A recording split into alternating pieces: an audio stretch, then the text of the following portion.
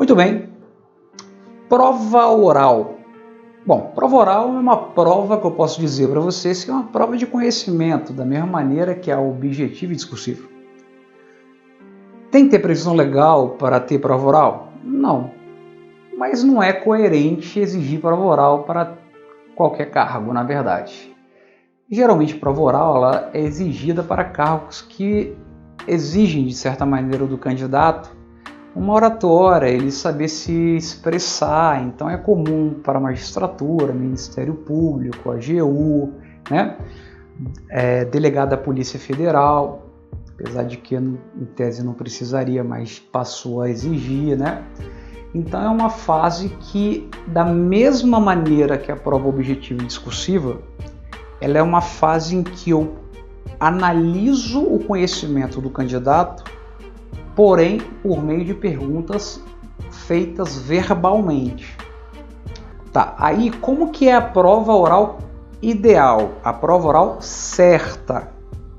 Não é aquela que o camarada chega na prova, tem a banca examinadora e eles inventam as perguntas na hora, porque isso aí eu consigo facilmente manipular o concurso, facilitando a vida de quem eu quero que passe e dificultando a vida daquele que eu quero que não passe. Cobro nota de rodapé para aquele que eu não quero que passe e cobro a pergunta mais idiota do mundo para aquele que eu quero que passe. Então as bancas sérias, normalmente, elas já elaboram as provas orais previamente e enviam as provas orais, por mais que não seja todos os membros da banca que vão estar compondo a comissão que vai aplicar a prova oral, mas as provas elas já são feitas previamente e enviadas aos examinadores, que devem se limitar a perguntar o que está lá. Então é feito o sorteio do ponto com antecedência, o candidato vai para casa, estuda, e no dia seguinte as perguntas elas deverão estar em envelope lacrado, eu abro e faço as perguntas. Por isso que é muito comum, e aí você, caso não saiba, né, mas muitos concursos já é dessa maneira, quando eles não viabilizam, né, o áudio ou o vídeo ou a chave de correção, você tem que entrar com uma ação pleiteando a exibição dos documentos. Aí você fala, ó, eu quero o áudio, eu quero a gravação, eu quero a chave de correção, eu quero o espelho, eu quero tudo. Porque em tese essas perguntas já deveriam vir. E aí você vai perceber, por exemplo, que é muito comum o examinador empolgar e ultrapassar e perguntar coisas que estavam fora do script, no caso, daquela prova oral. Tá legal? Isso no caso de a prova oral vir fechada e só poder ser cobrada aquilo. Mas também é comum, caso isso não aconteça, de ser sorteado um ponto X e o examinador ele se embolar e começar a perguntar coisas que não tem a ver com o ponto X. Aí ele foge da matéria, passa a cobrar conteúdo fora do programa do edital. Entra com a ação, pede anulação, tem vários precedentes dando nota máxima para candidato ou determinando que seja refeita a prova, entendeu? Então você tem que ficar esperto com isso. Uma coisa, muitos editais falam que o candidato tem direito a ter acesso ao áudio, não tem direito a acesso ao vídeo, não tem direito a recorrer. Isso não existe. Não existe fase que não caiba recurso. Sem exceção, todas as fases cabem. Se eles não querem dar voluntariamente, ajuiza uma demanda e pleiteia a prova, pleiteia a chave de correção, pleiteia o áudio, pleiteia o vídeo. E aí sim depois você entra com outra demanda para poder pedir a anulação da questão. Legal? Então duas coisas podem acontecer. Quando a prova vem fechada, eu estou limitado a ela. Quando eu não venho, eu tenho um pouco de liberdade, eu estou preso ao ponto. Se eu fugir do ponto, eu estou ferindo as regras do edital. Então, atenção a esse detalhe. Bacana? Mesma coisa em relação à prova discursiva, ou seja, quando eu termino, né, de avaliar o candidato, eu tenho que justificar os porquês, né, valendo 10, por exemplo, uma avaliação, por que eu dei 6 a ele, ou seja, a título de que eu subtraí 4 pontos dele, até porque como que ele vai recorrer?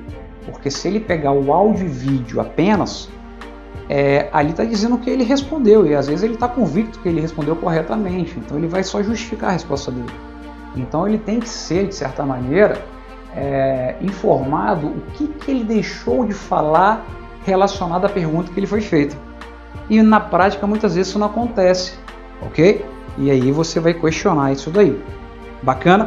Então é muito importante essa motivação para viabilizar a ampla defesa do contraditório, e não existe esse negócio de não liberar. Na prática eles não liberam mesmo, e você tem que entrar com a ação para poder pedir isso daí, para você poder brigar e continuar no certame. Até porque certames que tem prova oral geralmente são certames que são cargos cuja remuneração é bem grande, né? Bem alta, né? Magistratura, MP. Então não desiste não. Mete ação, porque tem vários precedentes nesse sentido aí. Legal? Questão fora do edital, questão mal formulada, ultrapassou o tempo, desvirtuou do ponto, fugiu da situação quando ela já vem lacrada, tudo isso aí é motivo de nulidade. Legal? Dentro do nosso material vai ter, né, algumas decisões de prova oral, só para vocês terem noção, situações em que foi anulada a prova e simplesmente dá nota máxima ao candidato. Olha que beleza. Isso aí que é show de bola, né? Então, maravilha. Já tive um caso que eu consegui, só que eu entrei, anulei a prova e meu cliente refez a prova da magistratura e passou, e aí, tranquilo. Acho que é o certo. Mas teve um caso que foi anulado e dado ponto máximo ao candidato. Bom, aí se fala, pô, mas isso é injusto. Mas se você parar para pensar sobre o aspecto da lógica, eu não anulo a prova objetiva e discursiva e dou ponto a ele? Qual a diferença da prova oral? Tem uma diferença a princípio, que talvez você não tenha sacado. É que a prova objetiva e discursiva, elas estão sujeitas ao chamado princípio da simultaneidade. Ela tem que ser obrigatoriamente igual para todos os candidatos. De modo que, se você foi eliminado na prova objetiva e a prova discursiva está para acontecer, se você não reverter essa situação antes dela ser aplicada, meu amigo, já era, acabou para você ali.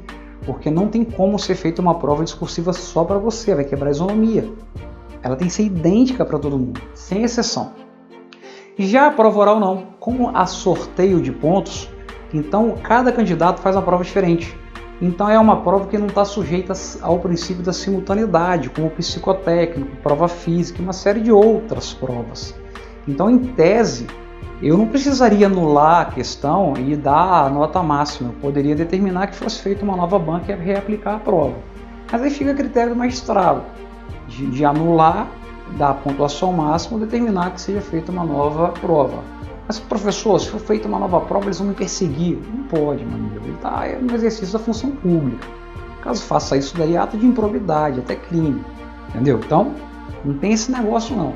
Tá legal? Fica com medo não. Estuda, manda bala. Se tiver, porventura, qualquer comportamento que você veja que é um comportamento que ele está agindo, ferindo a impessoalidade, meu amigo, representa o MP, representa o Tribunal de Contas e toma as providências.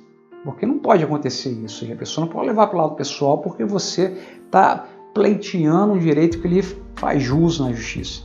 Combinado? Então, isso é a dica top de linha, meu amigo. Para você essa aí, hein? Até a próxima.